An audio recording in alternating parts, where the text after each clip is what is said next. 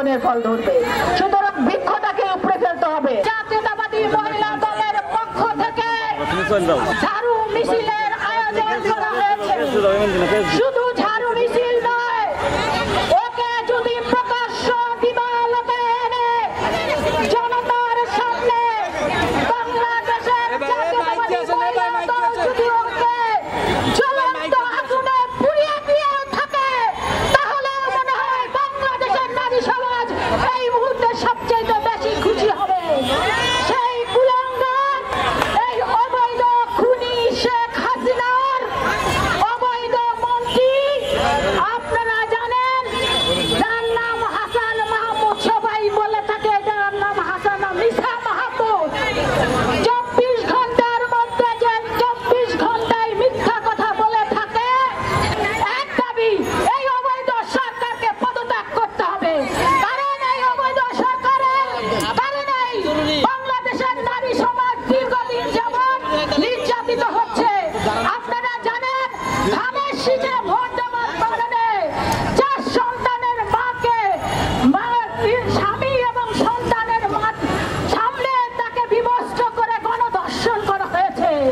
আপনারা জানেন সিলেটে স্বামীর সামনে থেকে নিয়ে গিয়ে নববধূকে ধর্ষণ করেছে। কারা করেছে বলেন তো? আওয়ামী লীগ, যুবলীগ, ছাত্রলীগ। এটাই হচ্ছে ওদের চরিত্র। ওদের কাছে কখনোই নারীরা নিরাপদ নয়। সেই কারণে আমরা ঝাড়ু মিছিল দিয়ে এই আওয়ামী লীগকে বিদায় করতে চাই। এটাই হচ্ছে আমাদের আজকে। মেয়েদেরকে নিয়ে ডান্স করেছে সেই গাওয়া কাঁদে আর আওয়ামী লীগের লোক আজকে মহিলা দলের মানুষকে নিয়ে বিএনপি লোককে নিয়ে কথা বলে।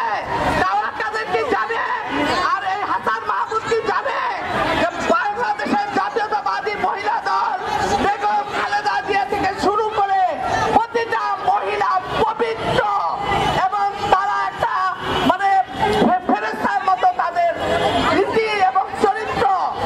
আজকে তারা ওই গাওয়া কাদের আর ওই হাসান মাহমুদ যাবে কেমন করে মেয়েদের কাছে মেয়ে সাপ্লাই দিতে হয়, কেমন করে মেয়ে সাপ্লাই দিতে হয়।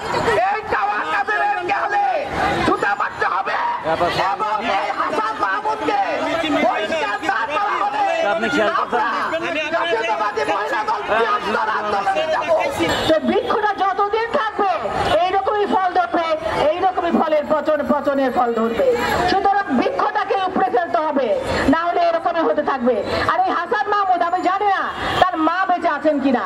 যদি বেঁচে থাকেন নিশ্চয় লজ্জায় তিনি অস্থির হয়ে আছেন। আর যদি তিনি পরে গিয়ে থাকেন তাহলে তো তিনি বেঁচেই গেছেন। না হলে তিনি মুখ দেখানোর উপায় থাকতো না তার, যে কুলাঙ্গার সন্তান সম্পর্কে। কারণ তিনি কি করে উচ্চারণ করলেন এরকম একটা কথা?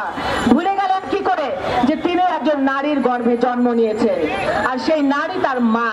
সুতরাং তার মাকে তিনি অপমান করেছেন। তিনি অপমান করেছেন এই অবৈধ, এই তাদেরই গড়া স্বৈরাচারী সরকার হাসিনাকে। তিনিও একজন নারী, তাকে অপমান করেছেন।